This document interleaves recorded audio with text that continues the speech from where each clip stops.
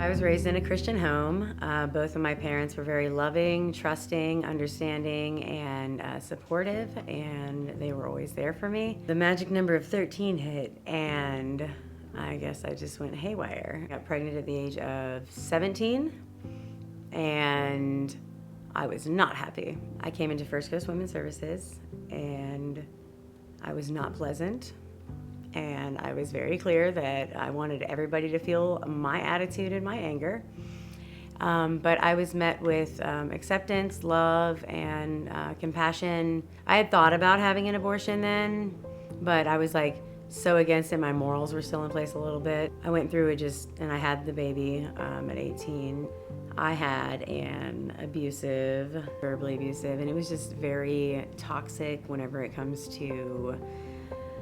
It was very toxic. I break up with him finally, and later on find out I'm pregnant with his kid. I was dead set on an abortion.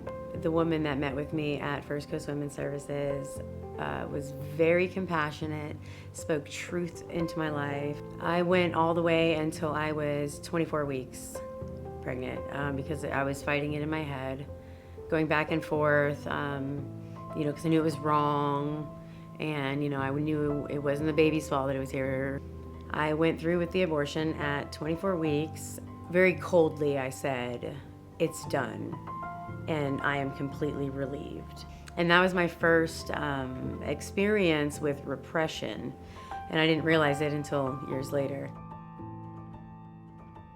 Through all this time, I don't ever think anything about the abortion again because I've repressed it. Life gets really rough after me and my ex-husband divorce. That's the father of my two youngest kids. I pretty much went straight to the streets. My family actually took a step back and was like, we've helped you and we've done all that we can do for you. And that's probably the best thing they could have done.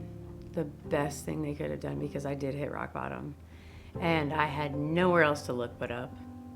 And so that was in a jail cell, and I finally said, "God, take my life and just do something with it, because I cannot do anything with it."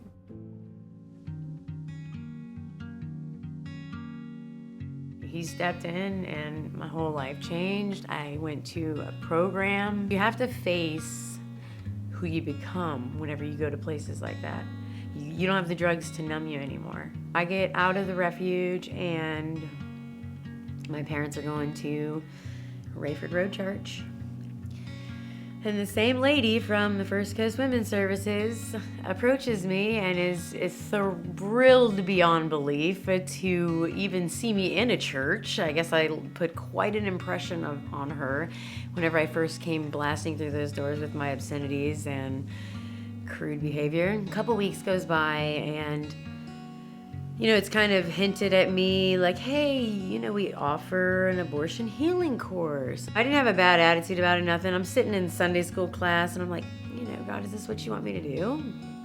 Is this, is it necessary, And so at that exact thought in my head with God, my Sunday school class teacher starts talking about repression and how we just shove things so deep so that we don't even feel them, but they come out in other areas of our lives. And then right after that, he said, "Yes, the First Coast Women's Services offers an abortion healing course." And I literally got chills throughout my entire body. I went through it, and I loved the women that I went through the course with. It was very in-depth. It did actually, because of the repression, the questions that were strategically asked in this Bible study bring back those memories, because you have to feel them in order to heal from them.